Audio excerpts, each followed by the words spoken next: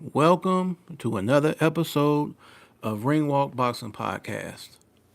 I am Bean, and if you're here tonight on this Friday night, please hit that thumbs up button on uh, on YouTube, please.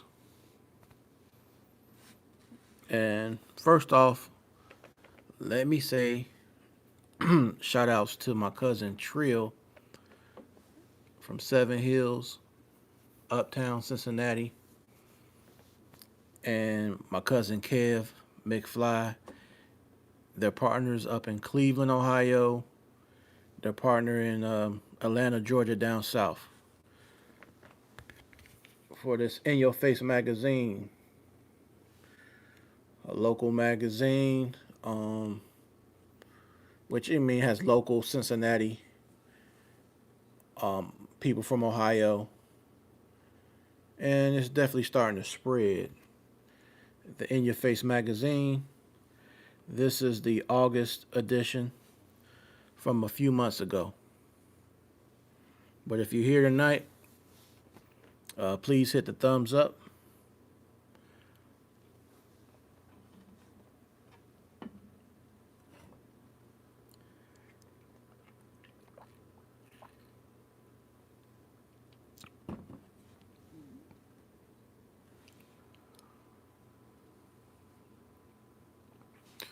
All right, y'all. So last Sunday on Zuffa Paramount, you had the lightweight 135-pound division fight with Rayo Valenzuela versus Diego Torres. Now, at some point in that fight, Rayo did suffer a cut over his right eye. However, he stayed consistent. He didn't let that, mess up the momentum of his flow against Torres. It was a decent fight. Both guys exchanges with one another, but of course, Rayo Valenzuela, he was turning up the pace a little bit more. So he ended up winning the fight by a unanimous decision. So shout outs to Rayo Valenzuela. So we'll see what he does at 135. Hopefully at 135 we'll see the rematch with Pitbull versus Lamont Roach Jr. Which actually I want to say that might have been at 140. But definitely want to see that fight, that rematch. Now, as far as Rayo, I think he did fight at 140 and then went down to 135 for this particular fight. So we'll see what's happening in that regard. Also, shout outs to all my IG followers, Facebook followers. I'm on Twitter a lot more and TikTok. So before I get too deep on tonight's show, let me go ahead and share this link to Twitter and share this to Facebook as well.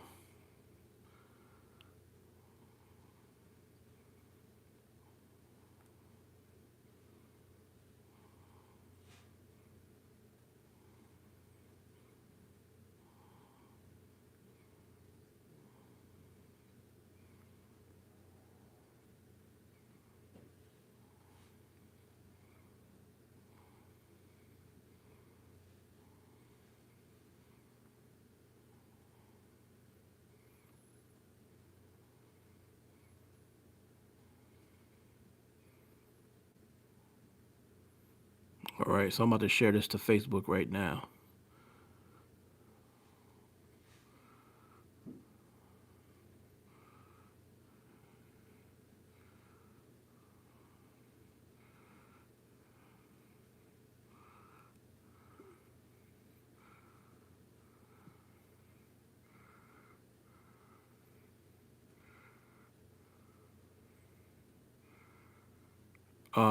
Also, since I'm here, I kind of like to talk about, you know, men's health and just health in general every now and then. Just like to share my story right before I jump back into boxing. So basically, I hadn't seen a primary care doctor in like 15 years. So here recently, within the last 12 months, I've been seeing a primary care doctor, getting everything checked. So I'm saying all this to say is hopefully by my mistake, I can help somebody out here.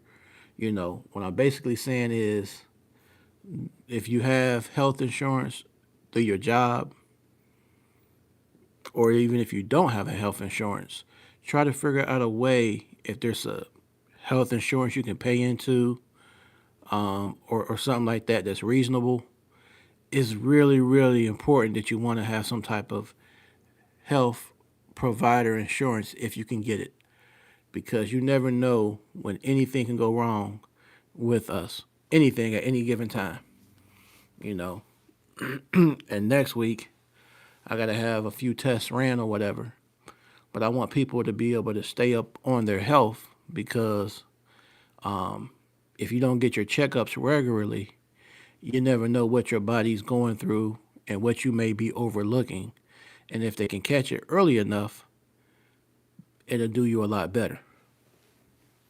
So make sure you get your regular checkups, your screenings, and everything else, and your blood work. All right. So I shared that on YouTube, the YouTube link on Facebook and Twitter. All right. So in the heavyweight division, we have the upcoming fight, April the 4th. It's going to be a banger. Deontay Wilder versus Derek Chisora. Now, here recently, Deontay Wilder was on Talksports. Talksports, a UK-based platform podcast show. And Wilder goes off in the studio.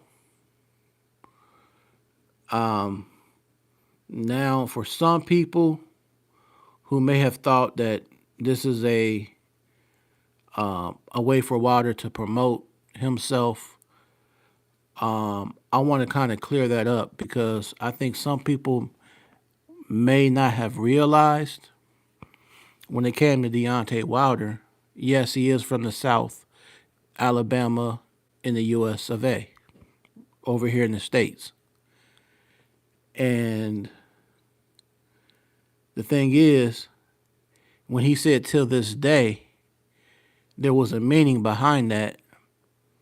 And it really went viral when he spoke on Seconds Out with Radio Raheem some years back.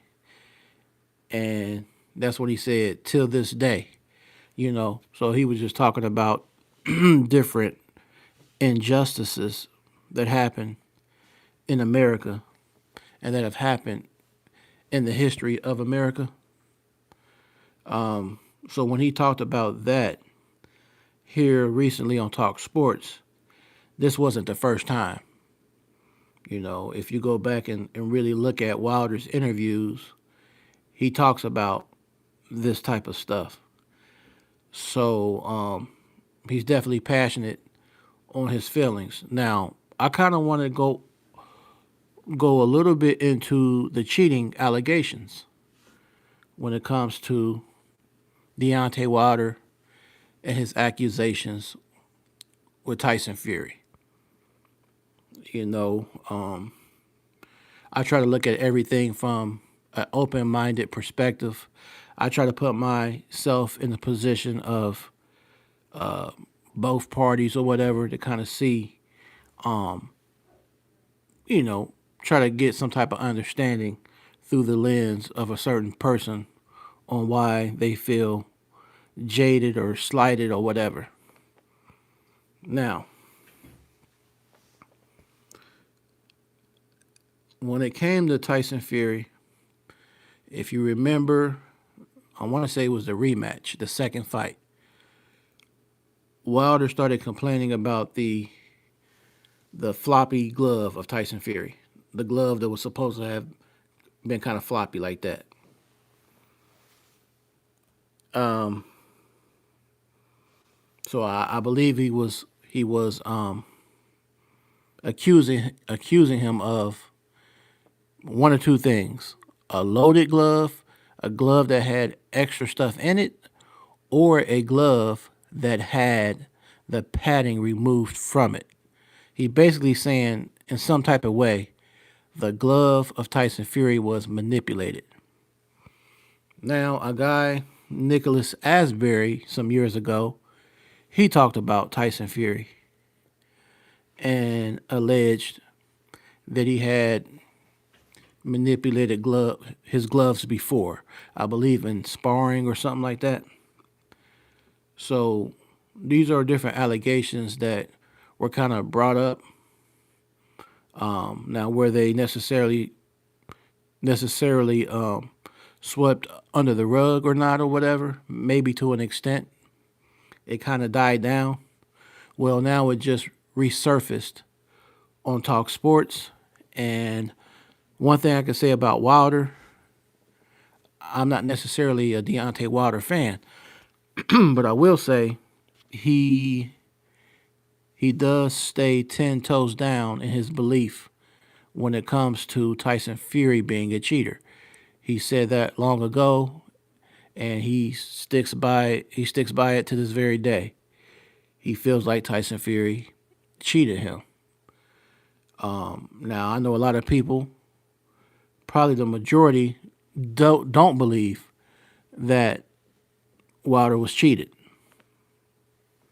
If you took a poll, I would probably think that maybe 75% of the people, maybe even 80% of people, would say that Tyson Fury won fair and square, and Wilder is being a sore loser. Now, let's look at this, though. In a recent video that Tyson Fury did, he's kind of responding to Deontay Wilder and the Talk Sports outburst. And Fury says, I'm not going to sit here, I'm paraphrasing, I'm not going to sit around and whine saying that I was cheated when I fought Alexander Usyk and lost twice. Certain things happen, and that's the way they are. He was kind of speaking like that. Now let's rewind it back.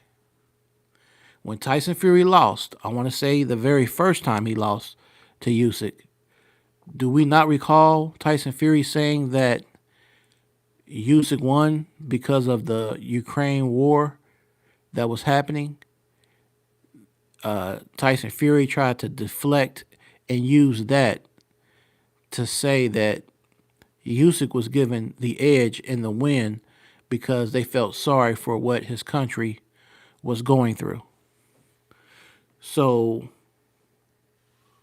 when it comes to that, I have to reject Tyson Fury's deposit in that regard, because all of a sudden, because you're trying to make a point and prove a point with Wilder, you want to make it seem like you were all humble when it came to losing against Usyk, when in truth you were not humble. You were still saying that you don't understand how you lost, and things like that. So I'm saying that to say, how can you be one to talk about Deontay Wilder not being able to take a loss when you yourself were making excuses?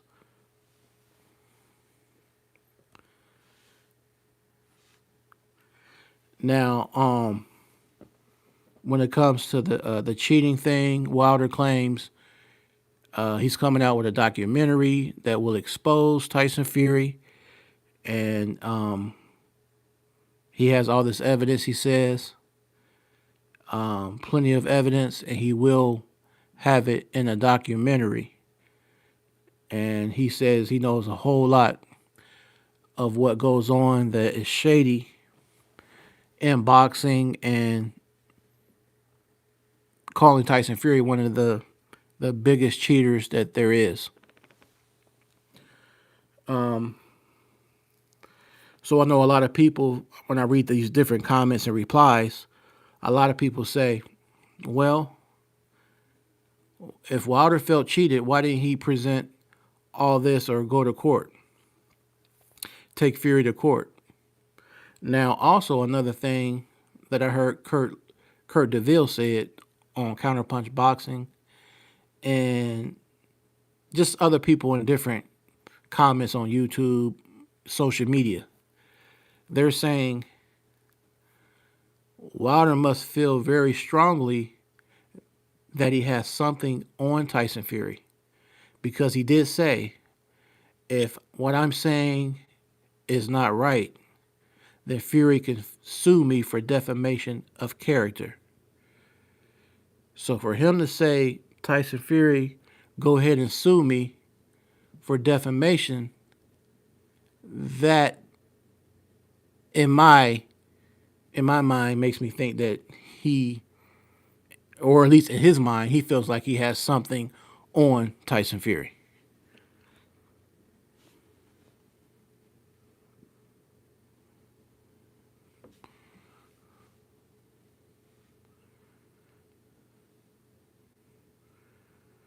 All right, me.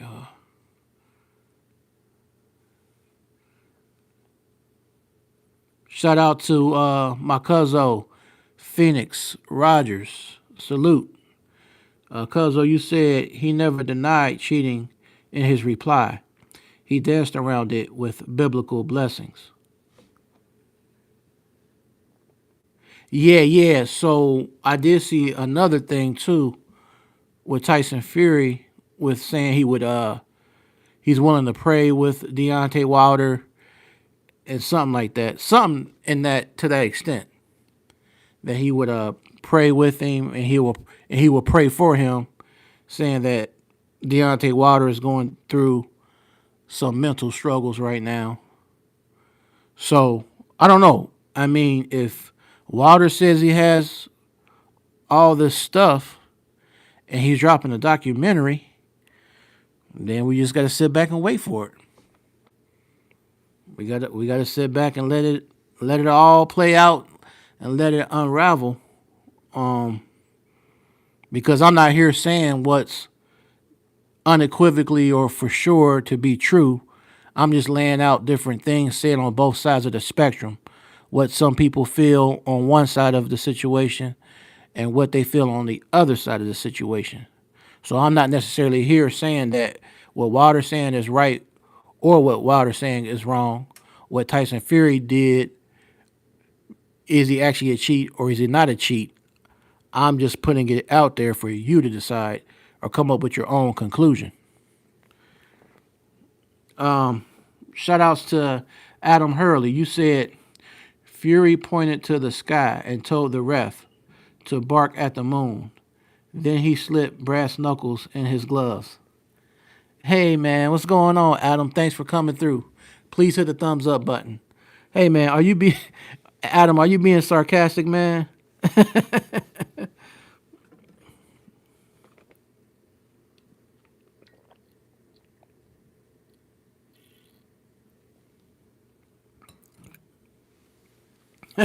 You said yes. Laugh out loud.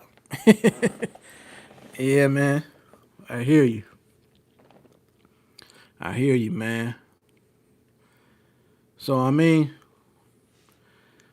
Wilder definitely went off, and like I said, he's definitely passionate on how he feels.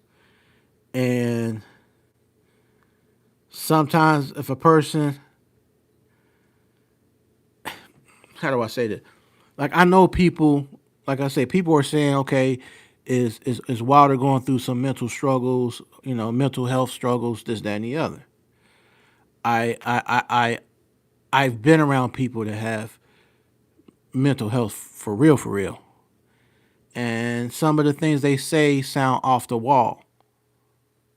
But in the mix of all that they be saying, some of it's off the wall and it might seem left field, but all in there, intertwined in that, they are saying some true stuff too. I seen it firsthand where a person is saying something so far left field or whatever, and I'm like, hold on, man. But then he comes back and brings it back, and then he says something that is actually true, and you're like, okay, I know that is a fact right there. Now the other stuff you said, I'm not so sure about all that, but what you just said right now is spot on. So sometimes people they tend to tell some truths in there, but then they kind of get to going, a little bit of everywhere with what they're alleging. Now, I've seen people say stuff like this when it comes to Deontay Wilder. Some people's point is this. Well, if Tyson Fury cheated Wilder, or if Wilder felt like he was being cheated by Fury, who had an edge with manipulated gloves and his somebody spiked his water and a few other things, right? People were saying, well, how was it that Wilder took a loss to Joseph Parker or Wilder took a loss to Zilly Zhang? How did he take a loss from these other two people and no accusations were made for why he lost to these people? All right, my response to that is this. Just because he took two losses from which were Zilly Zhang and Joseph Parker, that doesn't necessarily mean what he's saying is not true. That doesn't necessarily mean what he's saying is not true as far as the accusations that he alleges Fury, to be a part of. So I can't necessarily just say, well, he lost to Zilly Zhang and Joseph Parker. Okay, yeah, he did. But I mean, we could say in the history of the sport, there has been some things that were shady, even if we're not talking about Tyson Fury, just speaking in general. Like the guy that had like the plaster of Paris in the glove, and he cheated back in the day. I can't think of his name. He was a smaller weight division. But my mind, hold on, I might have to Google it because I can't think of his name.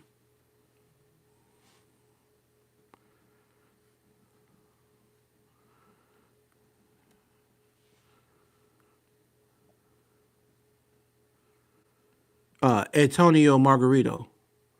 You know what I'm saying? He did some dirty stuff, you know what I'm saying, back in the day.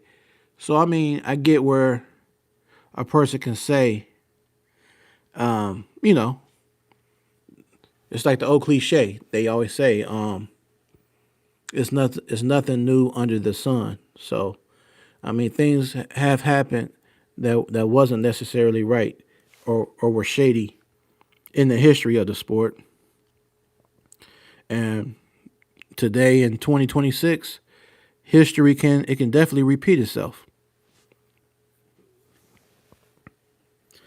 Adam Hurley, you said I'm actually a big Wilder fan though,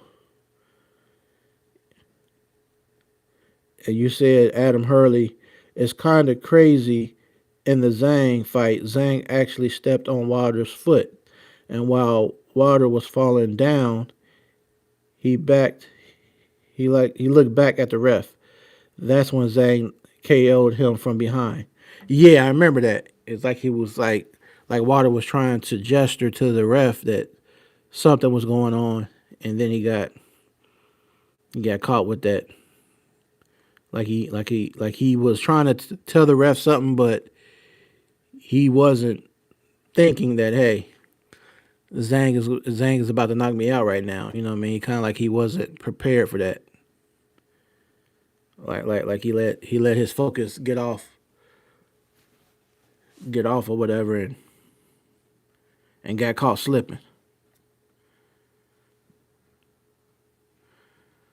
Um, so this weekend we have the Nick Ball versus Brandon Figueroa featherweight division fight.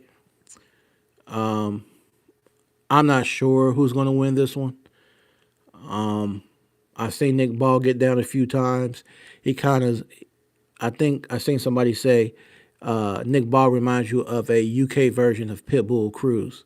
You know, he kind of has that short, stocky guy, or whatever, that comes in throwing a lot of punches and bunches, and try to get in close and work his way in.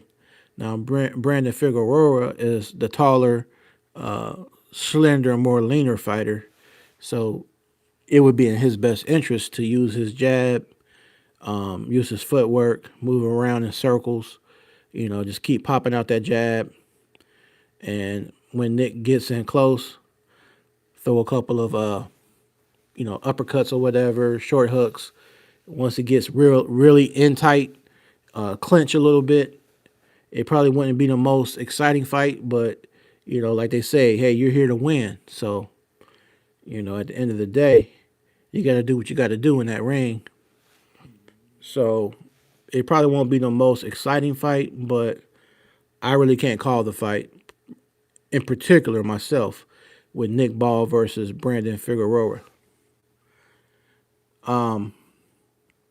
Now, there was an interview with female boxer Caroline Dubois, the sister of Daniel Dubois. And she talked about getting personal with Alicia Baumgartner.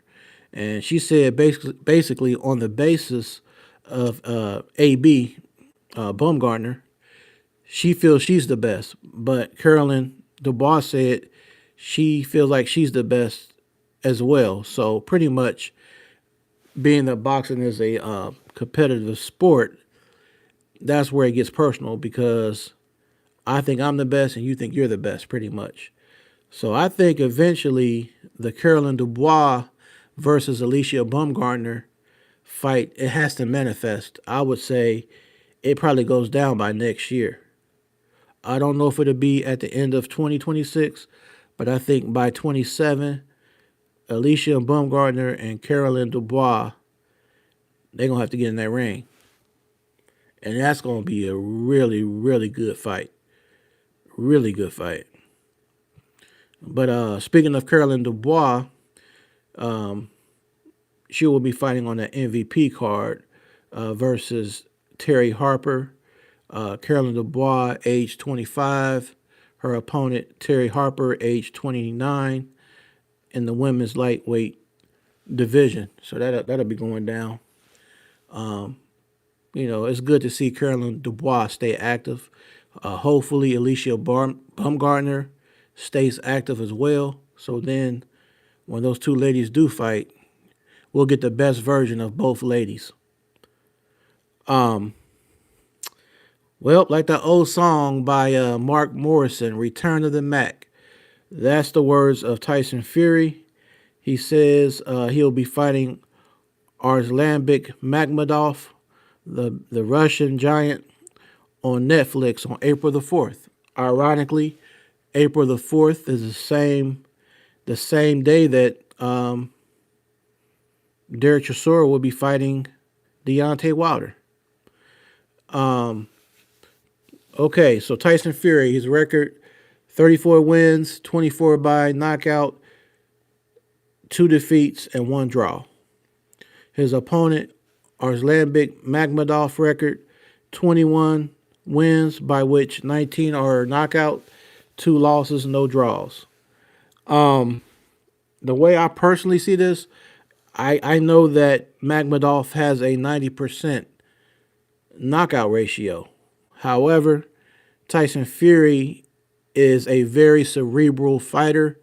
He uses this for sure. His ring IQ, his footwork, his movement, being the size he is.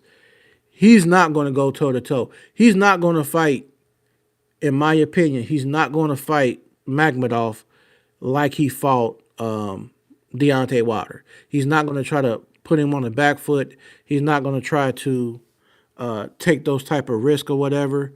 I think what he's going to do is going to fight more like the version of Tyson Fury that was in the first Wilder fight, more of the defensive Fury, more of the Fury that fought Vlad Klitschko, where he kind of uses his irky jerky style, or like how he did when he fought Francis Ngannou. He kind of was on the back foot, jabbing and moving, and then clinch when he needed to. He's not going to fight Magmadov in the phone booth. It would be too risky. And I think that between the two, Tyson Fury is better conditioned. He has a better gas tank. He's been 12 rounds plenty of times. He's been 12 rounds, lost on decisions with Usyk when he lost, fighting the smaller, more conditioned fighters. So if he can last 12 rounds with Usyk, I think he could easily last 12 rounds with Magmadov if he doesn't get caught with something he doesn't see. But we all know Tyson's a very smart fighter, so he'll be very keen on his defensive responsibility in that regard.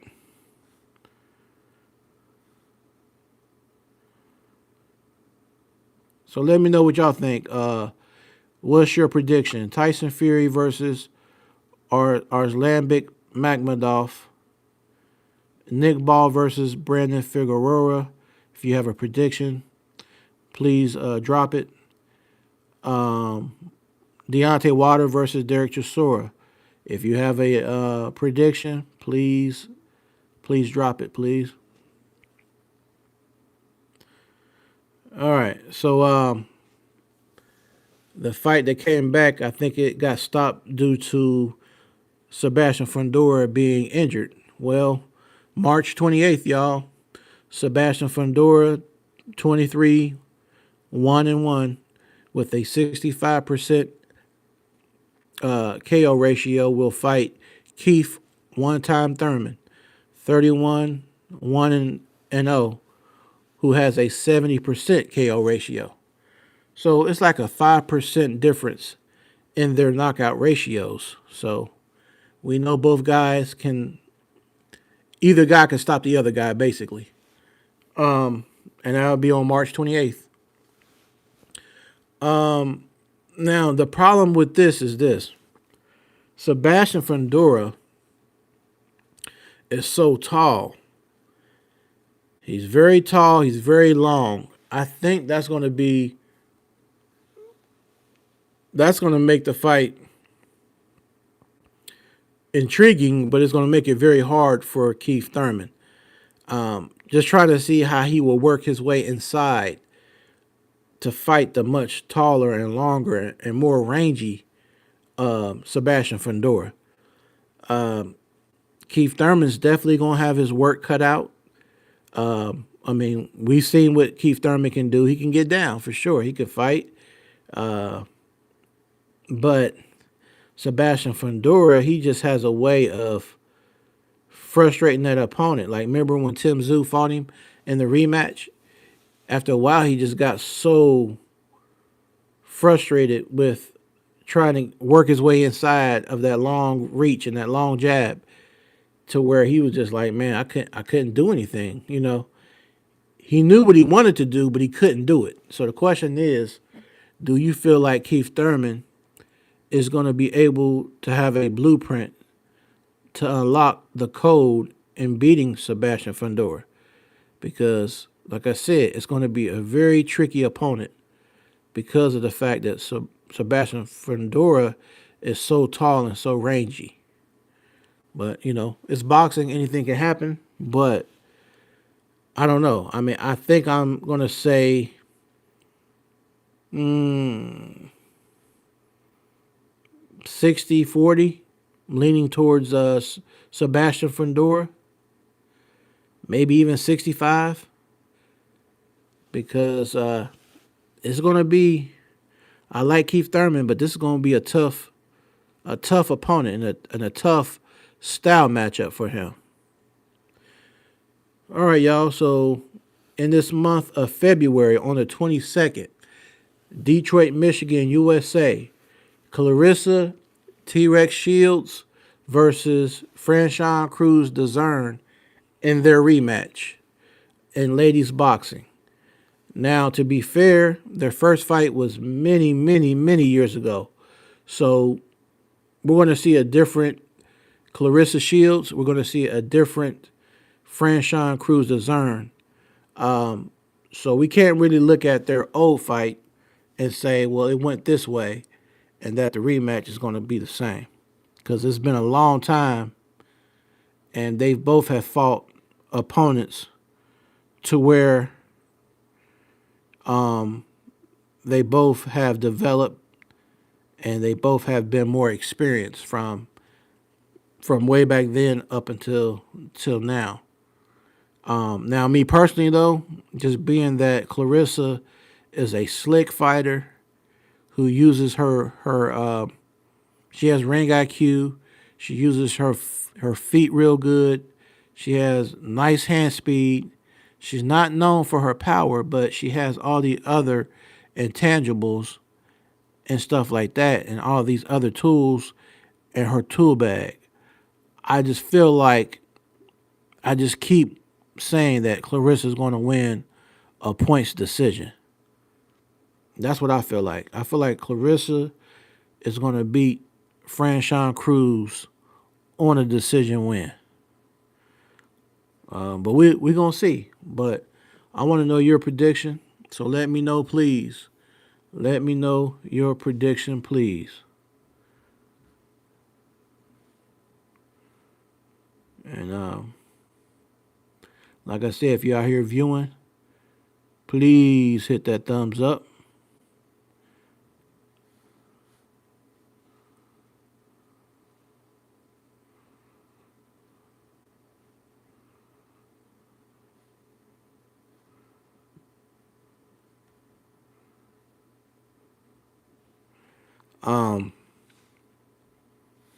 Now,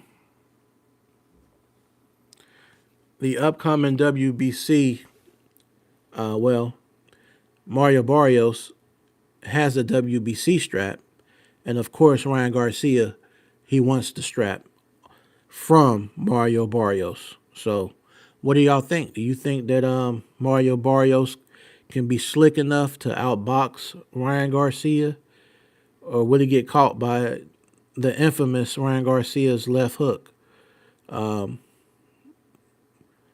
It's going to be an interesting fight. It's going to be a decent style matchup. You know, some people feel like Mario Barrios can win a decision, like he can outbox Garcia all night long. But I don't know. It just depends on, has Ryan Garcia, has he is he still somewhat like a one-dimensional guy? We know he has nice hand speed, but he's known for that left. Is he doing other things? Is he like getting better with his jab? Is he going to the body of his opponent more? It's going to be like a lot of things he's going to need to do as he keeps moving up. Because even if he beats Mario Barrios after the fact, he gets that belt. If he beats Barrios and gets the WBC belt, there's going to be everybody that wants to fight Ryan Garcia because they're going to want that strap. So will he be able to contend with the upper echelon of these fighters? You know, maybe we see the rematch, Ryan Garcia and Devin Haney. So we'll see, man. It's a lot of things that could happen here in the near future when it comes to that or whatever. Now, Gary Antoine Russell, he's a southpaw fighter. 18 wins, 1 loss and no draws with a 94% knockout ratio. That's crazy. A 94% KO ratio. His opponent, another southpaw, Andy Hiroka, is an Asian fighter. 24 wins, no losses, no draws. And he has a 79% knockout ratio. So we got two guys with a high percentage KO ratio. Most likely, this fight will end in a stoppage. Uh, Gary Antoine Russell is very versed. He has a very good style.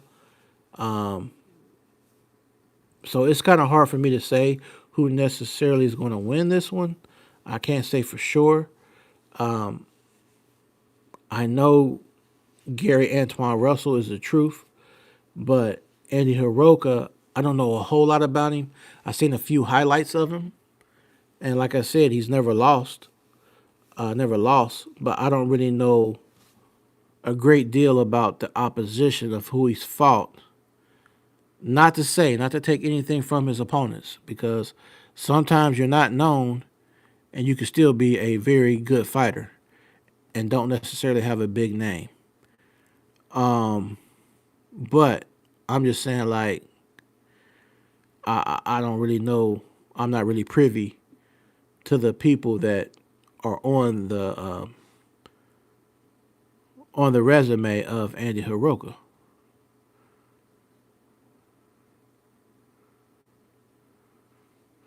And yeah, he's a Japanese fighter. So he is 5'11" with a 74-inch reach. Um,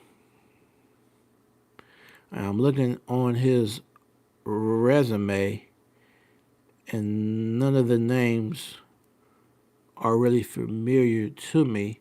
But it does look like a lot of the names from what I'm seeing on Andy Hiroka, a lot of his opponents look to be Asian fighters. Like his first fight back in 2013, his debut, he fought Kashido Kudo, and then he fought Yoshikini Hashiguchi. So yeah, he's fought a lot of fighters that were either Japanese, Korean, Chinese, but they were definitely majority of his opponents were Asian fighters. So I think this would be the first time he's fought an American fighter when he fights Gary Antoine Russell. Um, so yeah, boxing is definitely here. People say boxing's fell off. It definitely has not. We also have the upcoming fight that got postponed with the up and coming UK phenom Moses Ntuma, who will be fighting the Saginaw, Michigan fighter Jermaine Franklin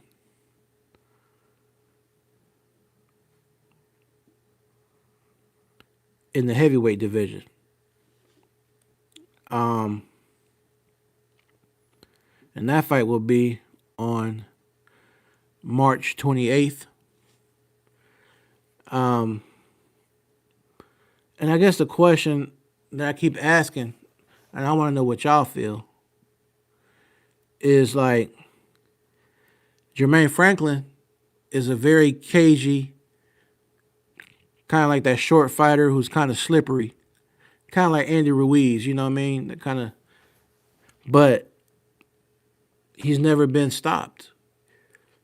Jermaine Franklin has never been knocked out. So I guess the question is, do you feel that Moses Ntuma could do what's never been done? Can he be the first person to stop Jermaine Franklin? Some people believe he will. Some people believe that Moses Ntuma will make short work of Jermaine Franklin.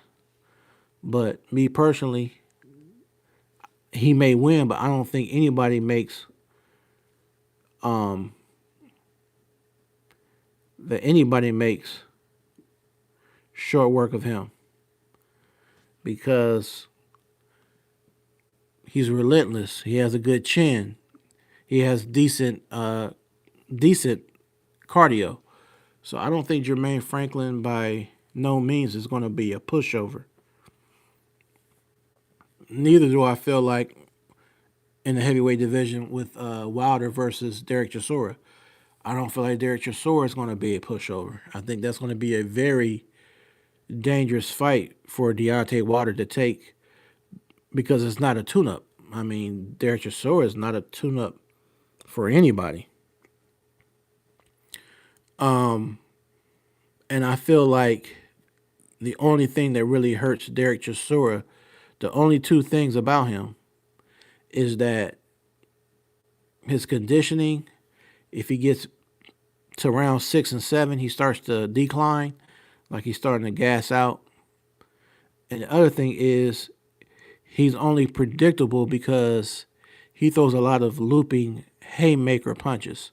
I think he needs to work more on establishing a jab and instead of the punches being so wide, maybe tighten up those body punches. Kind of like look at some Mike Tyson film and get some of those body punches that are nice and short, you know.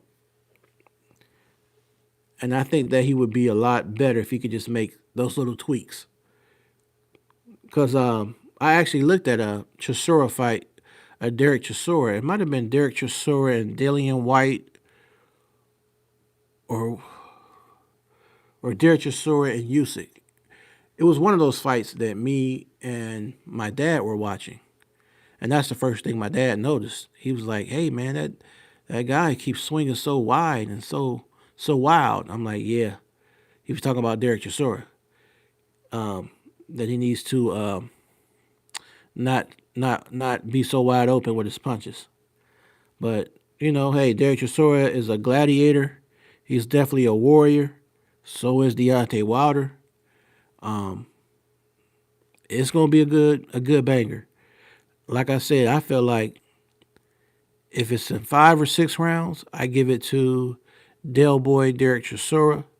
If it goes past round 6, I'm going to give it to Deontay Wilder because I feel like as Derek starts to decline, because he could even drop or buckle Wilder in the early rounds, but Wilder has a lot of heart, so Wilder will get back to his feet. I feel like if he can't actually stop him in round 5 or 6, it's going to be trouble for Del Boy. But according to a lot of people, the majority of people out there are saying they feel Deontay Wilder doesn't. Maybe the power's there, but he won't pull the trigger. He won't. He'll be apprehensive. So we'll see. We'll see. Because according to Wilder, he had a lot of outside distractions outside the ring that he said were troubling him. So if what he says is true and accurate, that means we are going to see some remnants of the old Deontay Wilder when he fights April the 4th against Derek Chisora. I want to know y'all opinion. Do you think that Wilder, that untamed beast, will be back April the 4th? Or is that Wilder forever gone? Let me know what y'all think. Because I said from the beginning of hearing about the fight potentially happening, I'm like, this is going to be fireworks. This is going to be fireworks right here.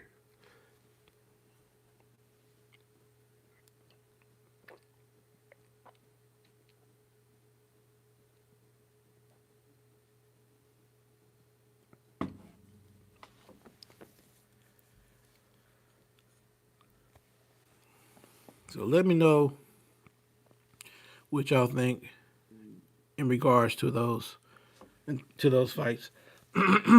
Now, of course, not too long ago, we saw a masterclass where Shakur Stevenson just pretty much shut down Teofimo Lopez. He shut him down in every angle. Made him look like he didn't even belong in the ring with him. So I guess the thing is now, what is Shakur gonna do? I seen post potentially of Shakur Stevenson calling out Pitbull Cruz. Um, hey, Lamont Roach versus Pitbull. When they rematch, the winner, that's who Shakur should probably fight. The winner of Pitbull versus Lamont Roach Jr.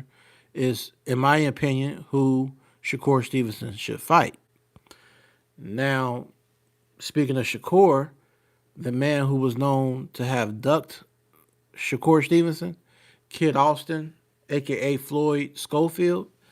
I follow him on social media, and he's looked like he's in very good shape. He's always training. I guess the thing is Kid Austin going to actually fight the next fight he's scheduled to fight? Because he's pulled out like two or three times. I want to say maybe at least once after the pull out with Shakur, he pulled out, I believe, again after that. So we're hoping that we get to see Floyd Schofield because at the end of the day, when it comes to boxing, one of the main things you want to do is stay active. You got to start staying active. You can't be these people that are fighting every 18 months, every 24 months. The things that Andy Ruiz has done, I like his personality, but as far as being in the ring, he's too inconsistent. There's too many guys like that are not fighting often enough, and they're not going to be as sharp as they need to be when it comes time to step in that ring. You want to stay consistent. At minimum, a fight every 6 months, 2 fights a year at least. That shouldn't be too hard to do. At least 2 fights a year. Mike Ware, you said nope. Wilder was good against C-level competition. When he fought higher level, he lost. Chisora has 13 losses, but I feel he wins. Mike Ware, you said, oh yeah, make sure you hit the thumbs up, please. Mike Ware, hit the thumbs up. And Adam Hurley, please hit the thumbs up. Phoenix, hit the thumbs up for me, fam. You said if Shakur wants to be the man at 140, fight Russell. Oh man, that'll be a good one right there. Because Russell's gonna fight Andy Hiroka. So I say whoever the winner is between Gary Antoine Russell and Andy Hiroka, that winner should be who Shakur wants to fight. Or, like I said, Shakur could fight the winner of Pitbull Cruz versus Lamont Roach Jr. He definitely has some type of options out here. And I also want to say shout out to Shushu Carrington. That young man has had 17 fights, and his last fight he won in dramatic fashion with that stoppage. So maybe I think that was Shushu who called out he called out Nick Ball. So if Nick Ball wins and gets Figueroa, we might get Nick Ball versus Shushu Carrington. Let Shushu Carrington start getting exposure and fighting over in the UK. That'll be very good for him. Be a good experience for him. Yeah, man. I just think the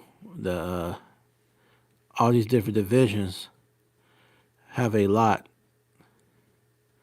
going down. Mike Ware, you said we talking Hiroka may win. We don't know. Yeah, for sure. We don't know. So I just say whoever does win between the two, let that winner fight either Shakur or let the winner of Hiroka and Gary Antoine Russell fight the winner of Lamont Roach Jr. versus Pitbull Cruz rematch. at 140.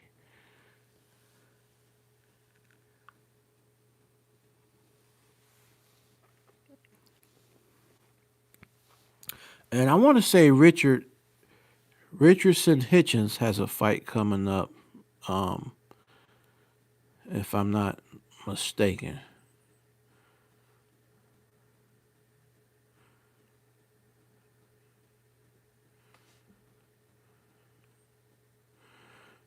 Richardson Hitchens, 20 wins, 8 by KO, no losses, no draws. Um, 40% knockout ratio, orthodox fighter. Of course, his alias is Africa from Brooklyn, New York. All right, so Africa actually on the 21st, the day before Clarissa Shields. So this would be Saturday, the 24th. Clarissa will be fighting on the 22nd on a Sunday. Well, he will be fighting Oscar Duarte. That's who Richardson Hitchens will be fighting. Oscar Duarte is 30 wins, 23 by knockout, 2 losses, and 1 draw. A Mexican fighter who is an orthodox fighter, age 30 years old.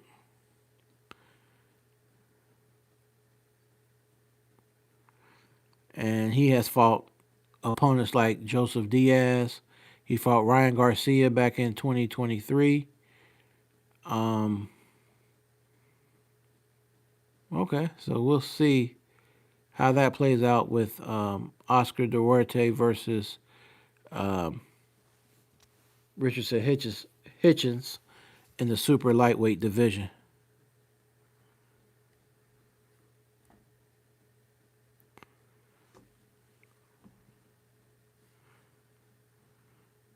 Mike Ware, you said Hitchens has won. I can't remember on which card. You said, Mike Ware, you said, my issue is Shushu needs to leave Inoue out his mouth until he moves up.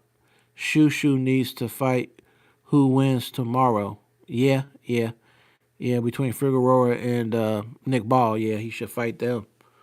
I agree with that. Uh, and you said Hitchens may lose too. Yeah, it's possible, man. It's definitely possible. You know how boxing is, and how upsets happen. They definitely do happen. Kind of like that time when what's your boy name? The one that fought Canelo and then lost against the guy. I think he was the dude out of France. Um, uh, man, what's the Mexican fighter who fought Canelo and then got knocked out? Jaime Munguia when he got knocked out. You know, it was just kind of crazy to see how the chips fell. But that's boxing for you. That's definitely boxing for you. Yep, yep. Jaime Munguia. Yep,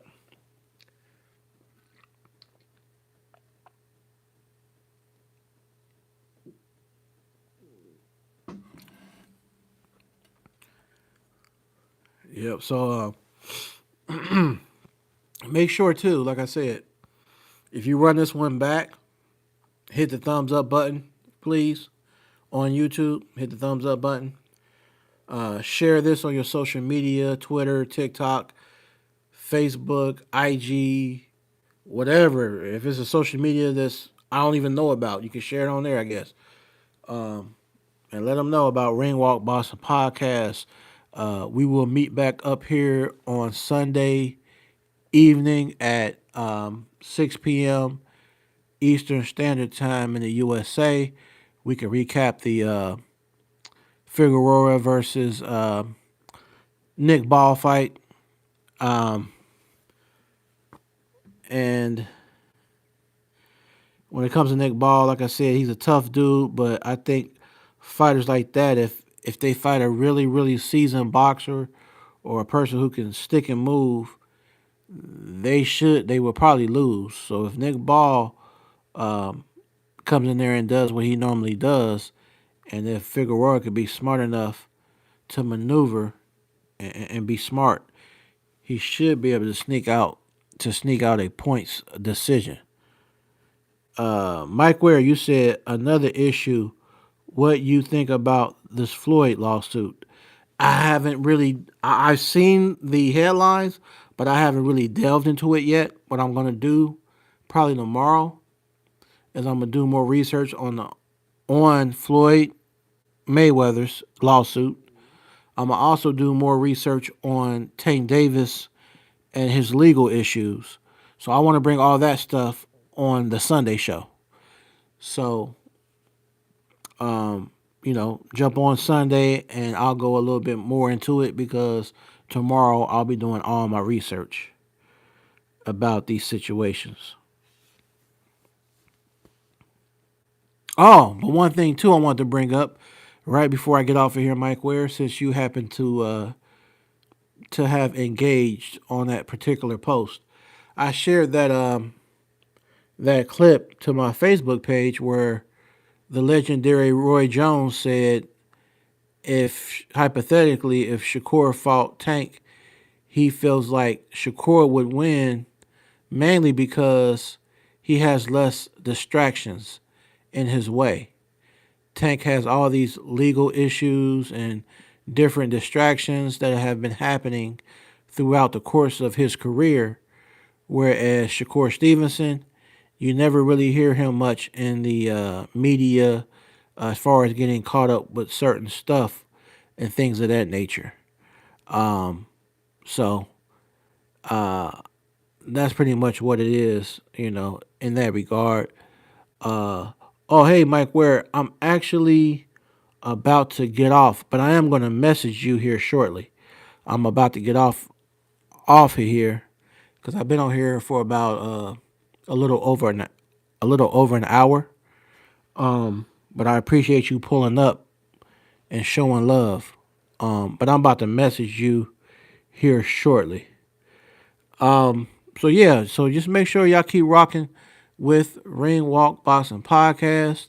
And like I said, we be back here on Sunday and do our recap and talk about Floyd Mayweather situation and Tank Davis and his situation.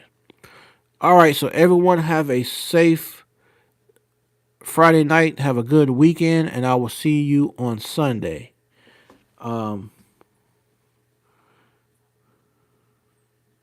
Mike Ware, you said Shakur had an issue with his girl in public, but it's not repetitive.